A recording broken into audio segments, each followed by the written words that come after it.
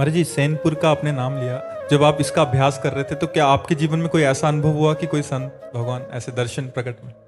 एक दिन हम वहाँ, बहुत गरीब स्थान है, आज भी जाके कोई देख ले, बहुत बड़ा जंगल है। अब तो कुछ थोड़ा शोभन सरकार ने निर्माण करवा दिया था, नहीं तो झोपड़ी या मिट्टी की और ऐसे लकड़ी की पटी हुई कुटिया और सांप बिछी। कितने सांप, शाम के ऐसे देखो तो फड़कारे घूम रहे, बिच्छू। वहां लोग आते नहीं, कोई घाट नहीं है, बिल्कुल गंगा के किनारे कच्चे स्थान पर, और बड़े विशाल विशाल वृक्ष जंगल है। वहां 2 रोटी और अरहर की दाल 24 घंटे में एक बार मिलती थी। एक पुजारी जी थे जो बना देते थे, जो 2-3 संत रहते थे उनको वो दे देते थे। 2 रोटी सिर्फ, 12 महीना कोई फल, मीठा, चाय, नाश्ता, कहीं कुछ नहीं, रुपया पैसा ये सब कहीं कुछ नहीं, बस 2 रोटी, गांव से आटा और अरहर की दाल 1 कटोरी। अब वो 24 घंटे में आपका जब मन होता पाओ, तो 2 बजे दिन में पाते थे। रात दिन भजन, बस गंगा किनारे बैठे रहना। कुटिया आए तो 2 रोटी और दाल पाई, और एक बारंडा कच्चा था तो उसके नीचे लेटे। आज एक विशेष आनंद था। यही लेटे, थोड़ी देर में हमारे हाथ पैर शून्य होने लगे। अब हम ना हाथ उठा सकते हैं ना पैर उठा सकते हैं, बस आंखें खुली हैं, चेतना पूरी है, शरीर शून्य है, और दिव्य सुगंध।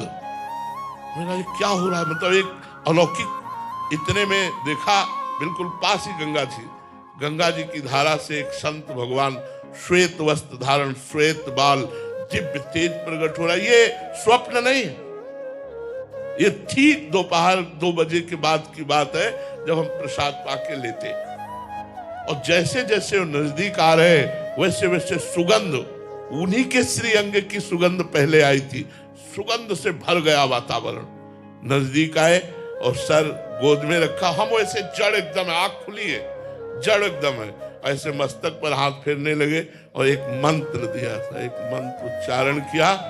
बड़ी बड़ी बड़ी कृपा, संतों की बड़ी कृपा। आज के 35-40 वर्ष गुरु नानक साहब का दर्शन गंगा किनारे हुआ। दिव्य रूप में ऐसे प्रकट हुए, कैसे दुपट्टा डाले हुए थे, और उसमें कुछ लिखा हुआ था, मुझे पता नहीं क्योंकि वो हमें पंजाबी का ज्ञान नहीं। एक ऐसे पट्टा सा पड़ा था और उसमें कुछ लिखा हुआ था, और बस ऐसे मुद्रा में बैठ। श्रीचंद्र जी का दर्शन हुआ। बड़े बड़े महापुरुषों का, संतों का कृपा पूर्वक दर्शन नाम के प्रताप से होता है। नाम, विश्वास कर लीजिए, जब नाम भगवान को अधीन करके सामने खड़ा कर सकता है, सुमिर पवन सुत पावन नामू, अपने बस करी राखे रामू, तो आप क्या समझते हैं? नाम का प्रताप अमोघ है, अलौकिक है। आप विश्वास करके नाम जप कीजिए, माला माल हो जाओगे। हमारी बात मान लो, कहीं भटकने की जरूरत नहीं, कहीं छूछा जंतर मंत्र कराने की जरूरत नहीं।